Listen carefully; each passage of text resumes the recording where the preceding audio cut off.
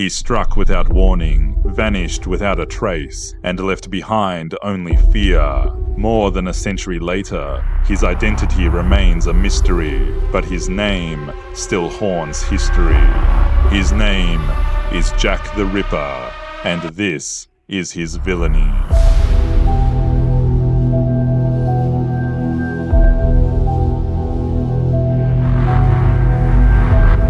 It's great to have you here. I'm Michael, your guide through the dark corners of history. Today we're unraveling one of the greatest unsolved mysteries of all time, the chilling crimes of Jack the Ripper. Unlike other villains whose lives we can trace, this story follows a phantom, a man whose identity remains unknown, whose name was born from fear itself. From the fog-choked streets of Whitechapel to the blood-stained headlines that gripped Victorian London, we'll dive into the fear he spread, the suspects who emerged, and the failures that let him slip away. No case in history has spawned more theories, more speculation, or more lingering questions. Fireside Villainies is where I tell dark and detailed tales of history's most infamous figures. So if you crave stories from the shadows, make sure to subscribe. So let's gather around the fire and step into the shadows, because Jack the Ripper may have disappeared, but his legend never did. In the autumn of 1888, London stood at a crossroads between progress and decay. The heart of the British Empire beat strong, its industries booming, its wealth growing, but beneath the surface the cracks were widening. The streets of Whitechapel in the city's East End were suffocating under the weight of poverty, crime, and disease. Tens of thousands lived crammed into slum housing, the air thick with smoke and filth. Narrow alleys twisted between towering brick tenements, where families of 10 or more shared a single room. Work was scarce, food was scarcer, and desperation clung to the streets like the ever-present fog. The East End had long been a breeding ground for crime. Pickpockets, gangsters, and extortionists ran their schemes in the open, and the police, outnumbered and unwelcome, struggled to keep order. In the evenings, men staggered out of gin houses, women lined the darkened alleys looking for work, and the fortunate few with a few pence to spare locked their doors, hoping the night would pass them by. This was a world divided. In the grand halls of Westminster, Parliament debated the fate of the empire, while just a few miles away, people starved in the gutter. The poor were blamed for their own suffering, the struggling masses seen as little more than a nuisance to be swept aside. The city's elite barely looked eastward, until the killings began. A woman's body was found, her throat slashed, her death brutal and senseless. A tragedy, but not an unusual one, until another was found, and another. At first, the police did what they always did, kept their investigations quiet, avoided public panic. But Whitechapel was already restless, its people on edge, and soon the newspapers caught hold of the story. Sensational headlines filled the city, each one bloodier than the last. A murderer was on the loose, a man who killed with precision and cruelty. A name was whispered in the streets, scrawled in ink across newspaper pages: Jack the Ripper. But no one saw him, no one knew him, and that made him more terrifying than any villain London had ever known. His story is not just one of blood, but of fear, a fear that never truly faded. Chapter 1: The Ghost in the Fog. London, 1888. The fog rolled thick through the streets of Whitechapel, curling in tendrils around the gas lamps, swallowing their feeble glow. The damp air clung to brick and cobblestone, heavy with the stench of refuse, smoke, and the sweat of bodies pressed too close together. Footsteps echoed in the gloom, hurried but deliberate, the sharp click of heels swallowed by the vast silence that came when a city held its breath. Fear was an unwelcome guest in London, yet in Whitechapel it had settled in like a permanent resident. 5 women were dead. Their bodies had been found in the dirt and shadows, their fates too gruesome to be whispered aloud. A name, scrawled in newsprint, had taken hold of the city's imagination. A name that did not belong to any man, but to something more. Something that sent shivers down spines and locked doors before dusk. Jack the Ripper. No one had seen him, yet he was everywhere. In every shadow, in every face that lingered too long in an alleyway, in every rustling footstep on an empty street. He was a phantom, a butcher, a doctor, a lunatic. He was a gentleman, a pauper, a myth, a nightmare. He was whatever the city feared most.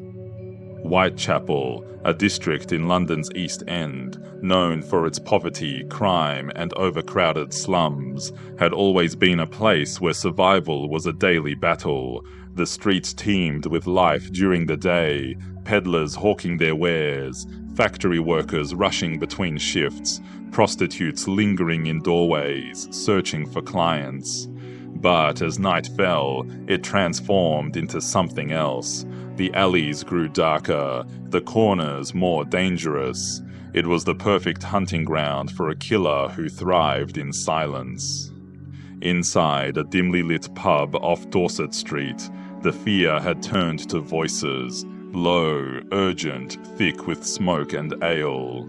"I heard he's a foreigner," a man muttered, rubbing his hands together for warmth. "A sailor, off one of them ships, in and out before they even knew what he'd done." "Bollocks," another snapped, adjusting his cap. "Sailors don't carve people up like that. No, this is a doctor's work. Only a man with real knowledge could do what he's done." "Doctors ain't got reason to gut a woman like a pig," a woman cut in, her voice hard. "This one's a man who hates us, hates women. He's hunting us like bloody sport." The conversation fell silent, the tension lingered, thick as the soot-streaked air. Outside, the streets were quieter than they had ever been. Women who once walked alone, even in the dead of night, now clutched each other's arms, whispering about the butcher in the shadows.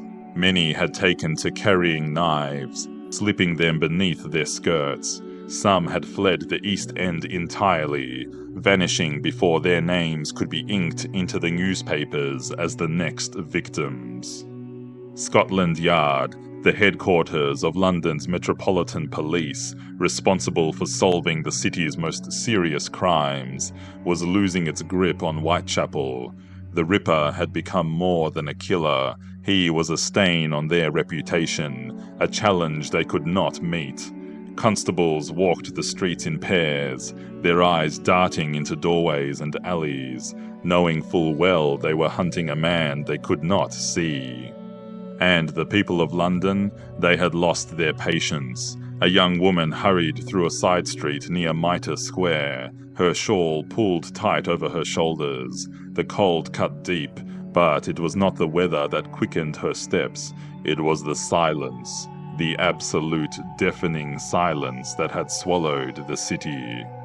Ahead, a man stood beneath a gaslight, the glow illuminating his dark coat. He wasn't moving, just standing there, watching. She kept walking, heart pounding, fingers gripping the wooden handle of a small knife hidden in her pocket. He did not follow, but he didn't have to. The fear was already inside her. It was inside everyone now. Newspapers fueled the terror, each headline more sensational than the last. Whitechapel's butcher strikes again. A killer among us, who walks the streets with death in his pocket. London's women in peril. When will the Ripper be stopped? The ink was barely dry before another body was found, another woman torn from the world by hands unseen. There had always been crime in Whitechapel, but this was different. This was methodical. This was a statement. But what did it mean? As the city shuddered, the killer remained silent. He did not boast. He did not leave behind a name. He did not take money or valuables. He took something else, something only he understood. And as the fog thickened, as the streets emptied, as the gaslights burned low, a single question pressed itself against the walls of London. Who was Jack the Ripper? And when would he strike again? Chapter 2: A City of Shadows.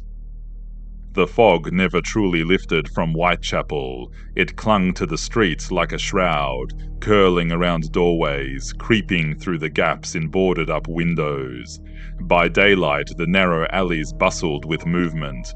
Factory workers trudging to their shifts, street hawkers calling out wares, mothers ushering children away from the filthy gutters. But at night, the streets became something else entirely, an endless maze of shadows, where fear seeped through every brick and every doorway. This was London's East End in 1888, a place of stark contrasts. Whitechapel was known for its crime, its poverty, but it was also a district of industry, of labourers, of families doing their best to survive. Not everyone here was a criminal, not everyone was desperate, but for those struggling to keep their heads above water, survival came at a cost. The Metropolitan Board of Works, the organisation responsible for maintaining public sanitation, had long neglected these streets. The drains overflowed, the gutters ran thick with filth, and the air was heavy with the stench of uncollected waste. Disease spread like wildfire, tuberculosis, typhoid, diphtheria, as thousands packed into lodging houses, the only option for many who could afford no better. These weren't homes, but shelters, row upon row of cramped rooms filled with strangers, bodies huddled together on straw mattresses, all paying for a night's rest in a space barely large enough to breathe. Some stayed only a night, others returned every evening, scraping together a few pennies just to have a roof overhead. And for those who couldn't, the streets, the alleys, the workhouses awaited. It was a city teeming with life, but beneath the surface, something was beginning to fester. Detective Inspector Frederick Aberline had walked these streets before, long before Scotland Yard, before he had worn the title of detective. He had been just another policeman patrolling the slums, watching Whitechapel through weary eyes. He had known these streets then. He knew them now. But something had changed. The air felt heavier. The people moved differently. Fear had taken root.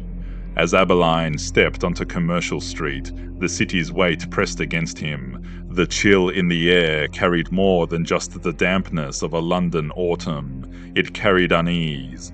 The murders had left an imprint, a stain that wouldn't wash away. He pulled his coat tighter and kept walking. A man pushed his way through the crowd of a busy market, his pockets light, his stomach empty. The scent of freshly baked bread from a nearby stall made his mouth water.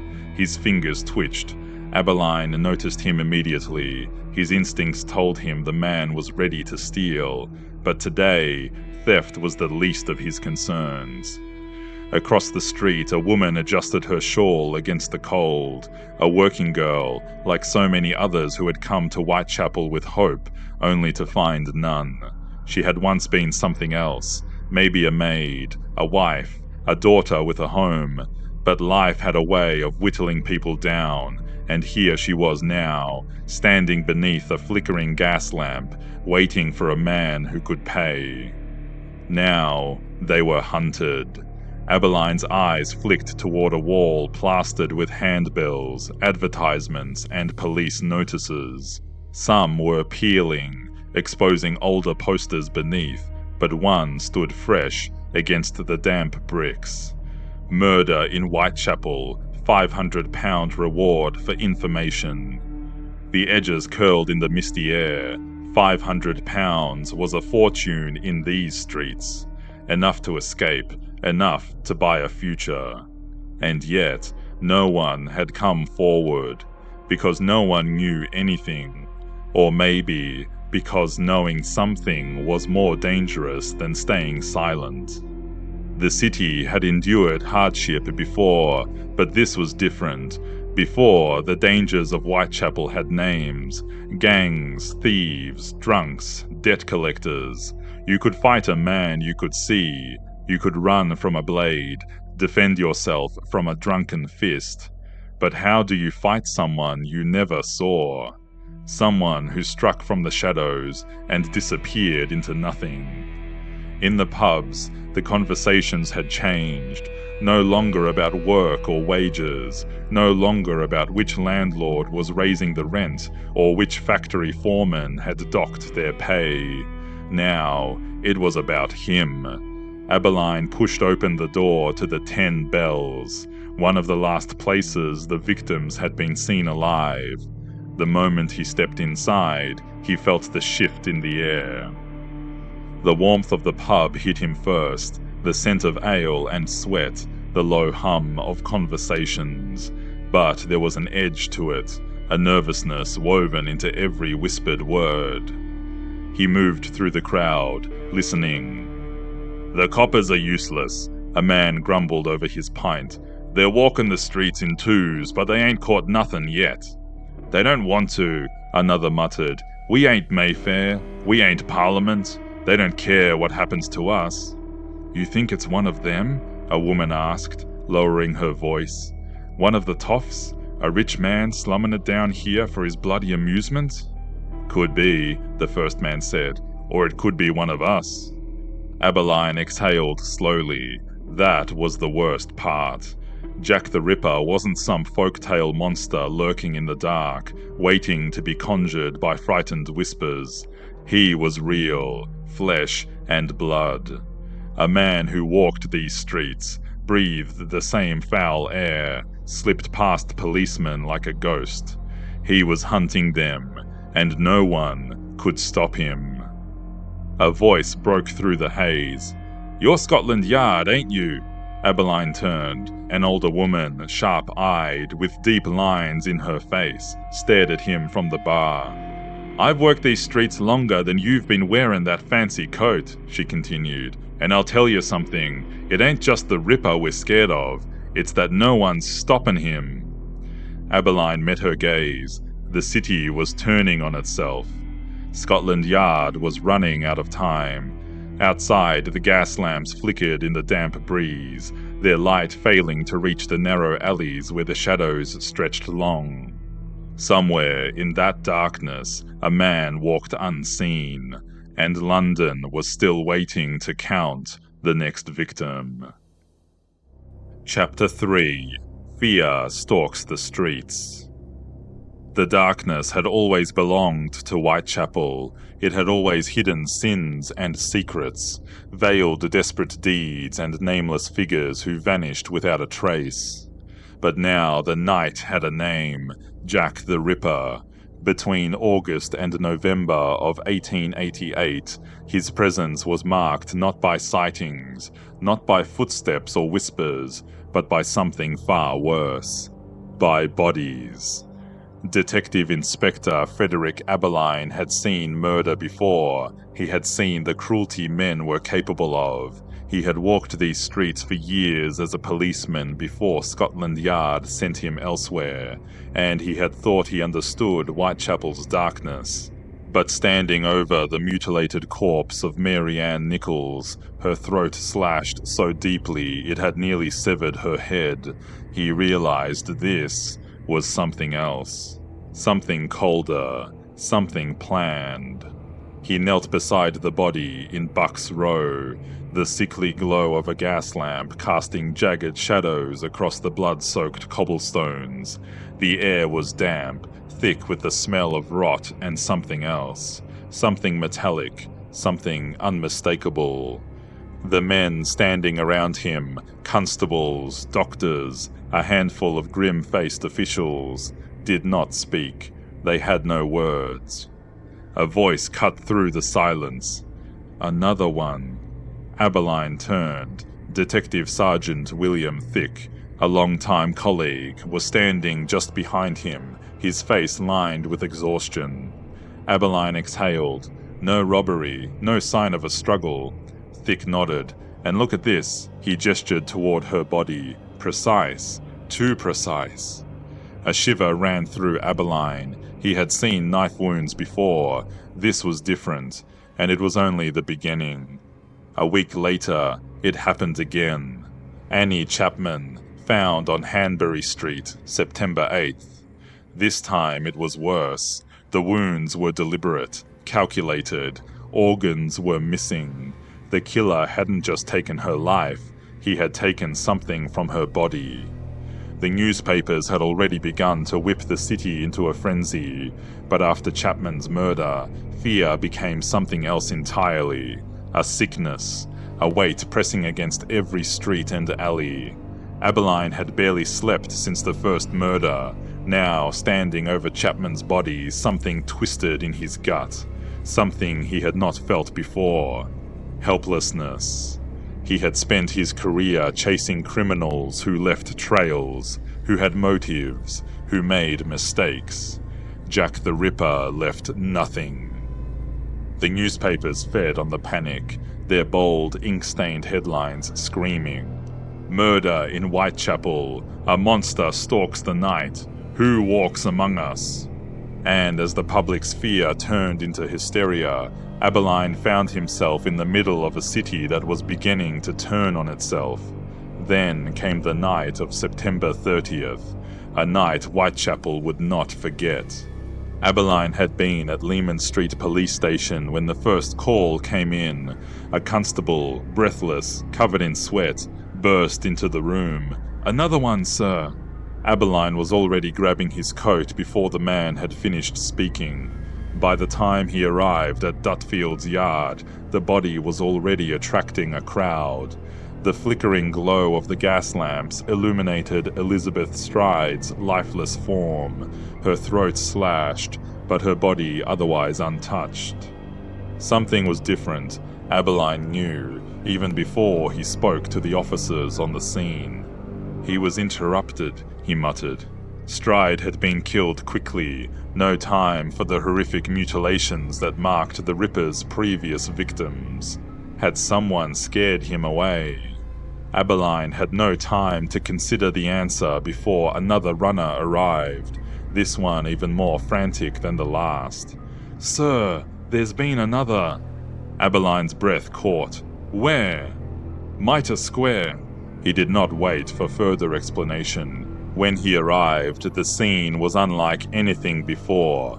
Catherine Eddowes. Her body was not like Stride's. This time, he had taken his time. Her face was barely recognizable. Her kidney was missing. Abeline stared down at the scene, his hands curling into fists at his sides. The fog thickened around him, as though the city itself were choking on its own fear. 2 murders, 1 night. Whitechapel was no longer just afraid. It was paralyzed. In the streets, men glared at their neighbors, wondering which among them might be the one who walked home with blood on his hands. The poor suffered the worst suspicion. Foreigners, immigrants, anyone who looked out of place. Murmurs of mobs rose. Vigilante groups roamed the alleys, eager to catch a man they had never seen. And Abeline? He was drowning in dead ends. The pressure from Scotland Yard was relentless. The press attacked the police at every turn, mocking their failures, accusing them of incompetence, of corruption, of cowardice. The police force, already stretched thin, was cracking under the weight of public scrutiny. Every suspect Aberline questioned led to nothing. Every theory he considered collapsed under scrutiny. And then, on November 9th, the worst crime scene yet. Mary Jane Kelly. Her body was found in Miller's Court, inside the tiny, dimly lit room she called home. Unlike the others, she had not been killed in the street, left exposed to the night. No, this time, the Ripper had all the time he wanted. Aberline had seen the worst that men could do, had seen bodies torn apart by violence, had seen the aftermath of killings so brutal that they lingered in his mind for weeks. But this was different. Even the newspapers hesitated to print the details. Aberline stood in the room for a long time, the morning light filtering through the broken window, casting strange shapes across the walls. His breath was shallow, his thoughts empty. There was no justice here, only horror. And then, nothing. The streets held their breath. The newspapers waited, pen poised, ink ready. But the killings stopped. Jack the Ripper had vanished. Aberline did not believe it. Killers did not simply disappear. But he had no answers. Whitechapel was left with a scar, one that would never fully heal. The fear did not leave with him. It remained, lingering like a sickness in the minds of those who had walked the same streets as him, who had maybe brushed past him in the market, or sold him a drink, or heard his footsteps retreat into the fog. The police searched, but there was nothing left to find, except for a name that would never die. And Whitechapel still waited, because no one knew if he was truly gone. Chapter 4. Taunts from the Unknown. While the murders were still happening, Detective Inspector Frederick Aberline sat in his cramped office at Leman Street Police Station, the scent of damp paper and stale tobacco clinging to the air. His desk was a battlefield of reports, witness statements, coroner's notes, maps of Whitechapel covered in inked circles and lines, tracing the steps of a killer who refused to be caught. The pressure was unbearable. The city was in chaos. The newspapers relentless. Every morning, Aberline braced himself for another body, another night of horror. And now, the Ripper had found a new way to spread terror. It arrived in the form of ink-stained paper, folded inside an envelope, addressed not to the police, but to the press. The kind of message that was meant to be read, to be seen, to be spread like fire through the city. "Dear Boss," it began. Aberline read the words carefully, his brow furrowed, his fingers tightening around the letter. It was mocking, jeering at Scotland Yard's failures, taunting them for their incompetence. And it ended with something new. Yours truly, Jack the Ripper. A name, not a face, not an identity, but a name, one the city had desperately been searching for. The ink was red. Some claimed it resembled blood, but the words themselves were far more chilling. The author promised more murders, more horror, claimed the police would never catch him. And worst of all, he laughed at their attempts. Aberline placed the letters down and exhaled. Around him, the office buzzed with urgent discussion. Some detectives dismissed it immediately, a hoax, a fabrication. Others weren't so sure. "We can't ignore it," said Chief Inspector Donald Swanson, leaning over the desk beside him. His voice was low, controlled, but Aberline could hear the strain beneath it. "If we do and another body turns up, the press will tear us apart." Aberline didn't need to be reminded. The press had already turned the city against them. The letter was printed in full, spread across the front pages of London's most read newspapers. The public devoured it. And now, the fear had changed. It was no longer just the fear of being hunted, it was the fear of being watched. Had the Ripper himself written it? Or was it a hoax?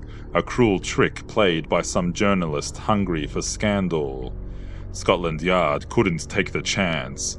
Copies were circulated to police stations across London. Detectives scoured the letter for clues, handwriting analysis, the type of ink, the phrasing. But there was nothing. And then he wrote again. The saucy Jack postcard arrived soon after, once again mocking the police. Aberline read the note twice, his gut tightening. This time the writer made a bold claim that 2 of the murders, Elizabeth Stride and Catherine Eddowes, had been carried out on the same night, before the newspapers had even reported on the connection.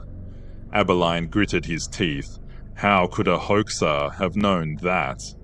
If this was truly from the killer, it meant something far more chilling. Jack the Ripper was watching them struggle, watching the police chase ghosts, while he slipped away unseen. Aberline felt the frustration rising in his chest. He had chased criminals before, caught murderers, interrogated the worst of London's underworld. But this was different. This was a game. And right now, Jack the Ripper was winning. The city descended deeper into hysteria. Some feared the Ripper was playing with them, enjoying the panic he had created. Others believed the letters were the work of a copycat, someone pretending to be the killer just to feed the frenzy. Aberline considered both possibilities. If the Ripper had truly written these letters, then he was dangerous in more ways than one. But if someone else had written them, if they were false, then the real killer was still watching, still waiting. And then came the worst of them all. A small parcel arrived at the home of George Lusk, chairman of the Whitechapel Vigilance Committee. Lusk, like Aberline, had spent weeks trying to track the Ripper. His civilian patrols had found nothing. His public cries for justice had been ignored by Scotland Yard. And now, the Ripper had answered him. Inside the package was a letter, scrawled in an uneven, jagged hand. And something else. A piece of human kidney. Aberline stood in the office at Leman Street, staring down at the specimen jar where the kidney now floated in preservation fluid. The doctors had already examined it. It was human.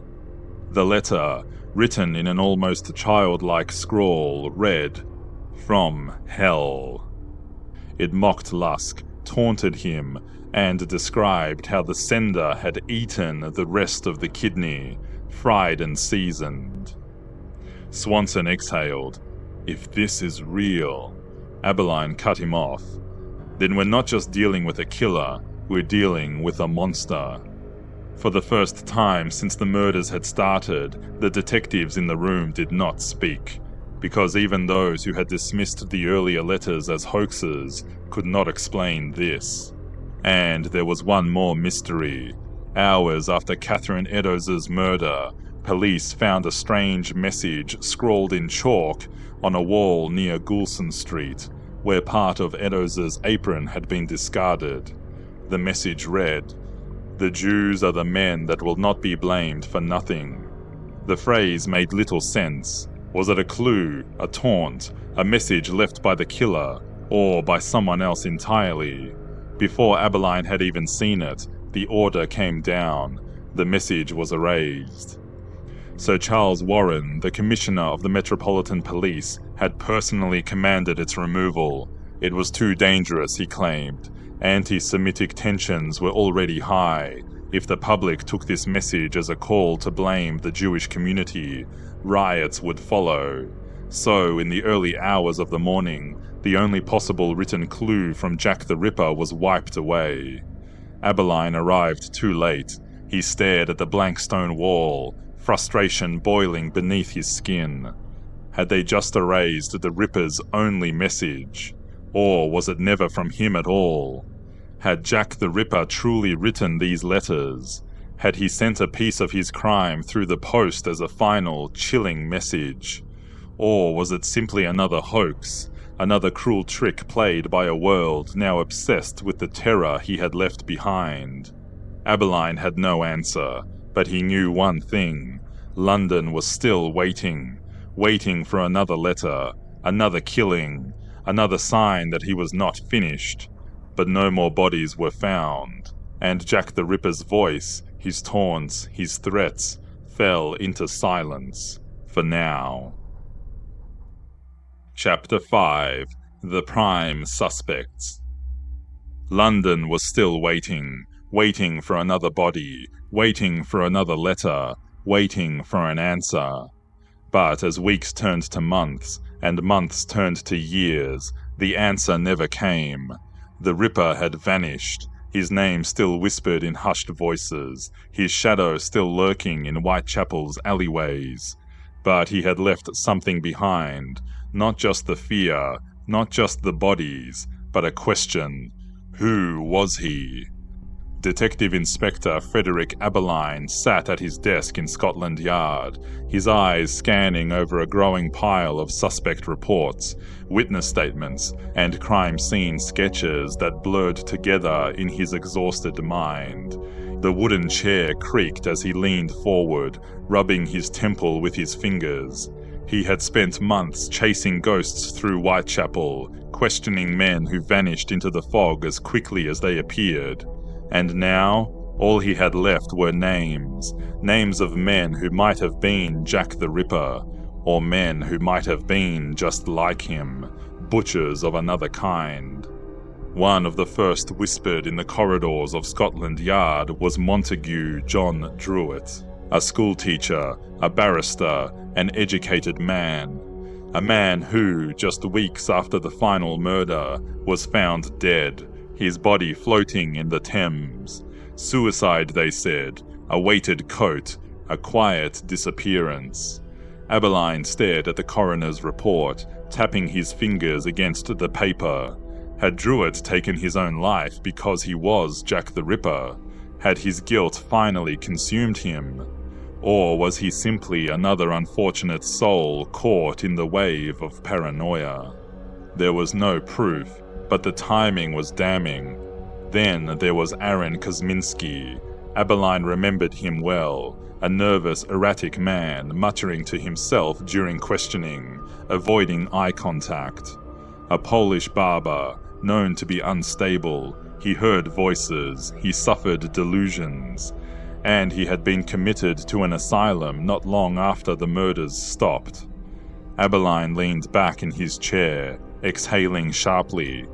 Decades later, DNA evidence would place Kosminski's name back into the conversation. A blood-stained shawl, allegedly belonging to Catherine Eddowes, tested with modern forensic methods. The results? A potential match to Kosminski. But the evidence was weak, the methods questionable. The shawl's origin was dubious, the results inconclusive.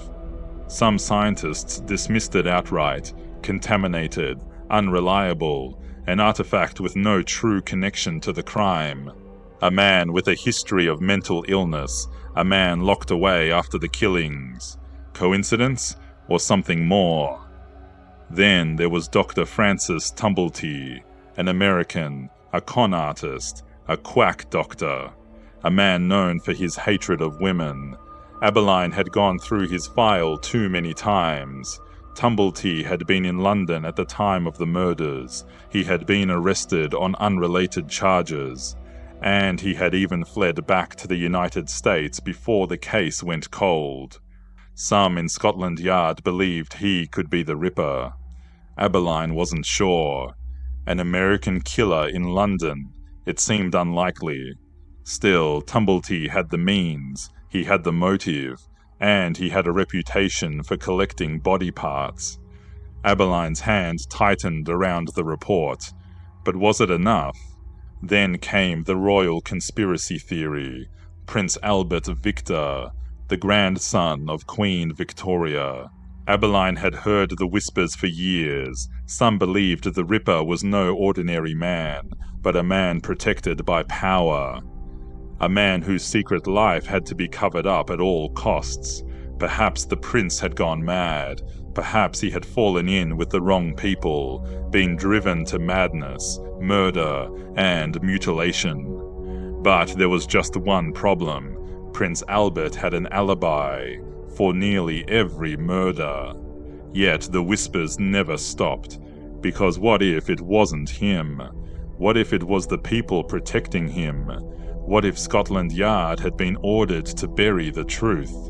Abeline had worked for the Yard long enough to know that the truth and politics rarely mixed. And so, he did what he always did. He kept digging. Then, in the 1990s, another name surfaced. Abeline was long dead by then, but the case refused to rest. A diary was discovered, a diary that, if real, had been penned by Jack the Ripper himself. The name inside? James Maybrick, a cotton merchant from Liverpool, a man with a turbulent marriage, a violent streak, a fascination with crime. His writings detailed the murders in Whitechapel, the thrill of the hunt, the satisfaction of the kill. I give my name that all know of me, so history do tell what love can do to a gentleman born. Abeline would have examined the diary himself if he had lived to see it. But was it real? Or was it a forgery? Another trick played on a world that could not let go of its most famous mystery. And then there was Walter Sickert, an artist, a painter of dark, eerie scenes. His works depicted grotesque, nightmarish figures, women sprawled in rooms, their bodies twisted in unnatural ways. Some claimed his art revealed knowledge only the killer could have. Abeline had never believed it, but years later, the theory refused to die. Even famed crime writer Patricia Cornwell insisted that Sickert was the Ripper, tearing apart his paintings, spending millions to try to prove it. Yet there was no evidence, nothing at all. Sickert was an eccentric man, a strange man, but a killer. Abeline had his doubts. The police had suspects, but they also had one more thing, a profile. Dr. Thomas Bond, a police surgeon, had studied the murders carefully. His conclusion? The Ripper was a solitary figure, a man of middle age, a man with knowledge of anatomy, but not necessarily a doctor, a homicidal maniac, a sexual sadist, a killer who would never stop unless something stopped him first. The suspects never stopped coming. Abeline had chased them for years. Some still believe the Ripper was a butcher, a surgeon, a traveller who left London before he could be caught. Some believe he was never just one man at all. And some believe the truth has already been found, hidden in the police reports, buried in the testimonies, waiting to be uncovered. Abeline had read every page, traced every name, but no one knows for certain, because Jack the Ripper had no face, no name, no certainty, and more than a century later, he remains nothing more than a shadow in the fog. Chapter 6: The Manhunt That Led Nowhere. Detective Inspector Frederick Abeline stood by the window of Leman Street Police Station, staring out at the gaslit streets of Whitechapel. It had been weeks since the last murder, and yet his mind refused to rest. His desk was a graveyard of reports, names, theories, all leading nowhere. The case was slipping from his grasp, and with it, the faith of an entire city. Jack the Ripper had disappeared, but his shadow remained. Outside, a constable passed by, boots splashing through puddles left by an early evening rain. A group of women huddled together at the street corner, casting wary glances at every man who walked by. A year ago, they wouldn't have thought twice about venturing out alone. Now, the fear had seeped into the very bones of Whitechapel. The streets had changed, the city had changed, and yet Abilene had nothing to show for it. The investigation had begun with urgency, officers flooding the streets, questioning suspects, chasing leads. But what had it amounted to? Nothing. A collection of names, most of them innocent, all of them suspects in the eyes of the desperate. The public demanded a monster, but the truth was worse. Monsters do not wear masks. They walk among us, unnoticed. From the very beginning, the investigation had been crippled. There were no forensic sciences, no fingerprinting, no way to link a killer to his crimes except by catching him in the act. And Jack the Ripper was never seen. He left no footprints, no murder weapon, no careless mistake. The only thing he left behind was fear. But for a moment they had believed they had him. Leather Apron. The name spread like wildfire through Whitechapel. A man, a vicious brute, known for threatening women, known for his blade. Newspapers latched onto the rumor with reckless abandon, fueling panic. Was Leather Apron the Ripper? The Metropolitan Police launched a full-scale manhunt, dragging in Jewish immigrants, dock workers, street thugs, anyone who fit the description. Abilene remembered the night well, the mobs, the anger, the rising tension in the air. But Leather Apron was nothing more than John Pizer, a frightened shoemaker, innocent of murder. It had been a mistake, a dangerous one. And the real Ripper had watched it all unfold, untouched, unseen. The city's patience was running thin. The newspapers had turned from printing headlines of horror to outright mockery of Scotland Yard. Whitechapel killer still at large. Police clueless as another body drops. The murderer walks free among us. Abilene had read every word. He knew the public had lost faith. Even his own men had begun to doubt. Some believed the Ripper had died. Others thought he had fled the city, changed his name, become a ghost among the living. Some, in whispered conversations, even wondered if the Ripper had been a policeman himself. Who else could slip away so easily, right under their noses? But Abilene was not willing to let go. The fear spread beyond the police.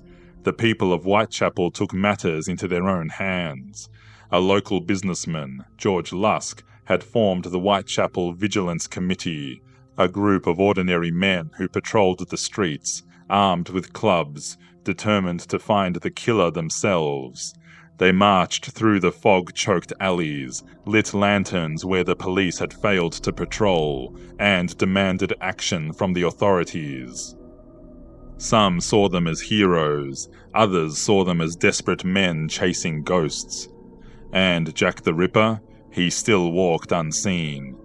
Abilene retraced the killer's steps again and again. The alleyways, the dark corners, the pathways leading between crime scenes. He knew Whitechapel better than most men knew their own homes. But no matter how many times he walked the same streets, the answers remained just out of reach. He remembered the frustration the night they found the chalked message above the bloodied apron piece. A cryptic scrawl, possibly from the killer himself. When the evidence was erased, a potential key to the case gone forever, that was the moment Abilene knew they would never catch him.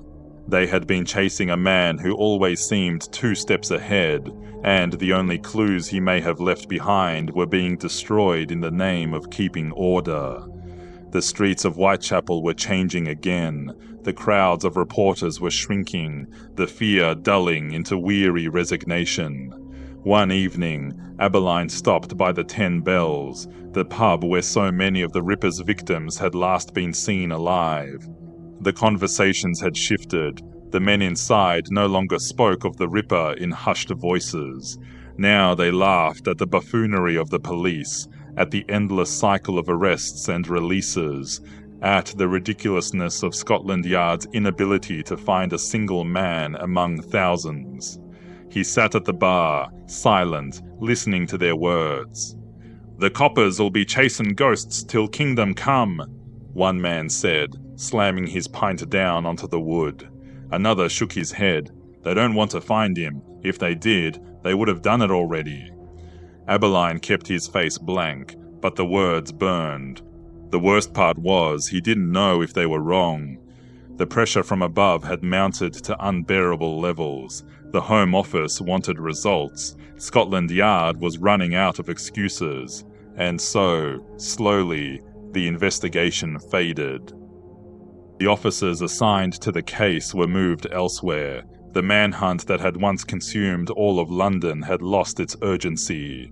There were new crimes, new cases, new horrors to attend to.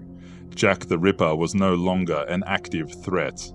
And so, after months of searching, Scotland Yard did the only thing left to do. They let him go. The file was left open, but there were no new leads, no more bodies, no more taunting letters. Jack the Ripper had disappeared. Years later, when asked about the case, Aberline simply shook his head. "I have my theories," he admitted once. "But theories aren't proof, and proof is what we never had." No one was ever charged. No confession was ever proven. And so, the Ripper remained, drifting further into the realm of myth, speculation, and endless what-ifs. The case was over, but the mystery had only just begun. Chapter 7. A Shadow That Never Faded. Detective Inspector Frederick Aberline was an old man when he last spoke of the case. By then, the world had changed. The fog had lifted from Whitechapel. The streets had been paved anew. The names of the murdered women had long faded from the pages of the press. But Jack the Ripper remained. Even in death, he was never truly gone. The case files had gathered dust. The witnesses were long buried. Yet the question still lingered, whispered in dark corners, debated over candlelit tables, scrawled across books, studied by detectives who had never even walked the streets of Whitechapel. Who was he, and why had he never been caught? The truth was bitter. The investigation had failed. But it wasn't just the limitations of the era, the lack of forensic science, the absence of fingerprinting, the chaotic streets of Whitechapel that swallowed secrets whole. It was something deeper. The fear of Jack the Ripper had outgrown the man himself. In the months after the murders stopped, the police turned their attention to other crimes, other cases, other killers. But the public never let go. The shadow of the Ripper stretched beyond 1888, beyond the smog-choked streets of London, beyond the reach of Scotland Yard itself. The newspapers kept his name alive, turning his murders into legend. Over the years, more letters arrived, more hoaxes surfaced. Some claimed to know his identity, others swore they had proof that had been ignored. Men came forward, confessing to crimes they could not have committed, desperate to claim the infamy of a faceless phantom. And as the years passed, the legend of the Ripper grew larger than the crimes themselves. Even in the modern age, the case refused to die. Detectives, historians, forensic experts, they all tried to solve the puzzle. There were breakthroughs, DNA tests, new forensic techniques. Theories that had once been dismissed resurfaced, evidence was re-examined. But the truth remained as elusive as the man himself. Some believed the answer was already buried in the original case files, lost in the thousands of pages of interviews, reports, and statements. Some believed he was a madman, an unknown figure who slipped back into obscurity, his thirst for blood extinguished by circumstance or death. Others believed he was never just one man, That Jack the Ripper was an invention, an idea more powerful than any real killer could ever be. That his legend was shaped not by the facts of his crimes, but by the mystery he left behind. But his legacy was not just a mystery to be solved. Jack the Ripper had changed something far greater than Whitechapel. His crimes created a new kind of horror, the serial killer. Before him, murderers had names, faces, reasons. They killed for money, revenge, jealousy, or desperation. But Jack the Ripper had no face, no motive, no reason. He was a killer without a name, a monster who walked among ordinary men, striking at random, without warning. And the world never forgot. His crimes reshaped the way people feared. The Ripper inspired the first real media frenzy surrounding a killer, turning his bloody legacy into a grotesque kind of entertainment.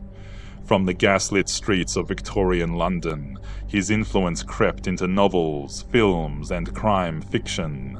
He became the shadow behind Sherlock Holmes's greatest cases, the dark heart of Gothic horror, the blueprint for every faceless predator that followed. His name was whispered in the chilling tales of Dracula, echoed in the obsessive investigations of fictional detectives, reflected in the masked killers of slasher films and psychological thrillers.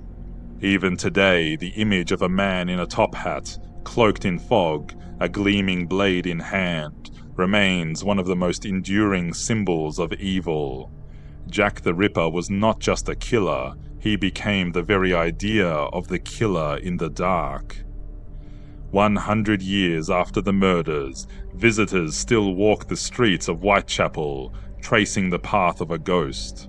They stand in the spots where bodies were found, look at the dimly lit streets that once swallowed a killer whole, and wonder if he had once stood there too. Did he watch the chaos he created? Did he revel in it? Did he live to see the world turn him into something more than a man? Or did he die nameless and forgotten, his secrets buried with him? More than a century later, the question remains unanswered. Jack the Ripper was never caught. Perhaps that is why we still speak his name.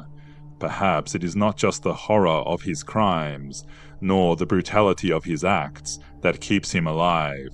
Perhaps it is because we cannot stand the unknown. Because the greatest fear is not the monster we see, but the one we never do. And so, Jack the Ripper remains, a shadow in the fog, a whisper in the dark, a name that refuses to die.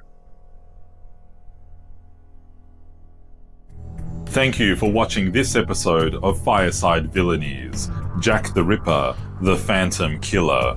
In this episode, I took you through one of history's greatest unsolved mysteries, the reign of terror that gripped London in 1888. From the darkened alleyways of Whitechapel to the failures of the police, the endless speculation, and the suspects who still linger in history. Jack the Ripper remains an enigma, a killer without a face, a name, or a definitive truth. But what do you think? Was Jack the Ripper a skilled and methodical murderer who evaded capture with precision? Or was he simply a man protected by chaos, luck, or circumstance? Do you believe the truth is buried in the past, waiting to be uncovered? Or is Jack the Ripper a mystery that will never be solved? Let me know your thoughts in the comments. I'd love to hear your theories. Personally, I find this case fascinating not just because of the horror of the crimes, but because of the way history has shaped the legend. We don't remember Jack the Ripper for who he was, we remember him for who we never found.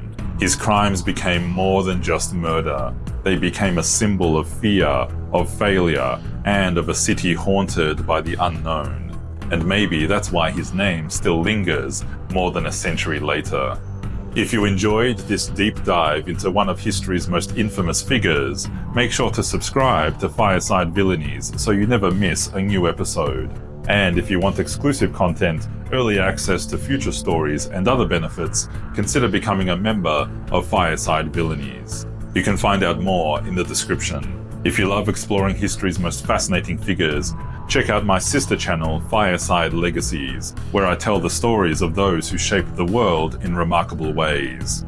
There's a link in the description.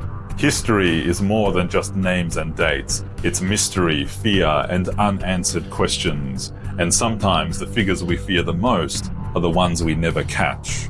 Stay tuned to Fireside Villainies for more infamous stories from history. Until next time, tread carefully in history's shadows.